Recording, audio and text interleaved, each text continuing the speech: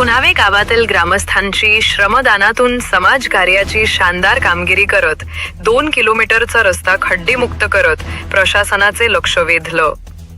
पालघर जिल्ह्यातील वाडा तालुक्यातील ठुनावे गावातील ग्रामस्थांनी व जय शिवराय नवतरुण सेवा मंडळ ठुनावे येथील तरुणांनी एकत्र येऊन समाजकार्याचे उत्तम उदाहरण घालून दिले.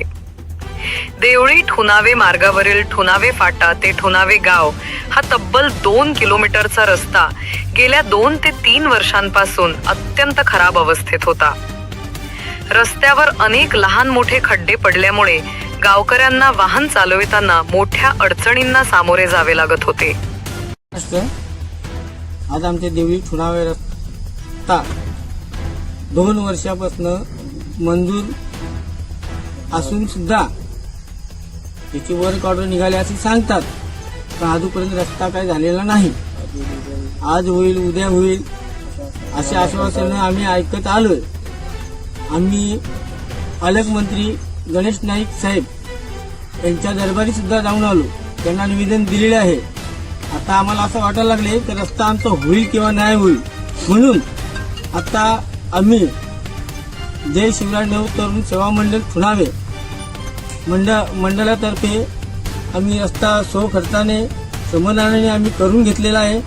आता आम्हाला गॅरंटीच राहिली नाही की पुढे होईल किंवा नाही होईल. आता पर्याय नाही म्हणून आम्ही आमच्या मंडळाच्या मार्फत आम्ही रस्ता पूर्ण केलेला आहे.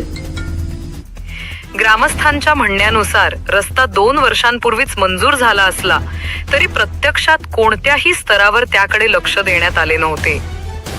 रस्ता आज होईल उद्या होईल अशी आश्वासने दिली जात होती, मात्र प्रत्यक्ष कामाला सुरुवात न झाल्याने ग्रामस्थांमध्ये नाराजी पसरली होती. या परिस्थितीत गावकऱ्यांनी प्रशासनाची वाट न पाहता स्वतःहून पुढाकार घेत श्रमदानाची हाक दिली. जय शिवराय नवतरुण सेवा मंडळातील तरुणांसह गावातील महिला पुरुष मोठ्या संख्येने सहभागी झाले.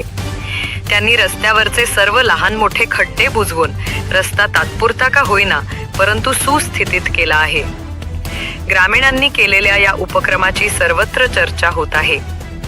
सध्या वाडा नगरपंचायतची निवडणूक सुरू आहे आणि ऐन निवडणुकीच्या तोंडावर गावकरीच रस्त्याचे काम करत असल्याने हा विषय अधिकच गाजत आहे. आता तरी प्रशासन याची दखल घेऊन कायमस्वरूपी रस्त्याच्या कामाला सुरुवात करणार का, असा प्रश्न नागरिकांकडून उपस्थित केला जात आहे. ग्रामस्थांच्या एकतेने आणि पुढाकाराने उभारलेले हे समाजकार्य इतर गावांसाठी प्रेरणादायी ठरत आहे.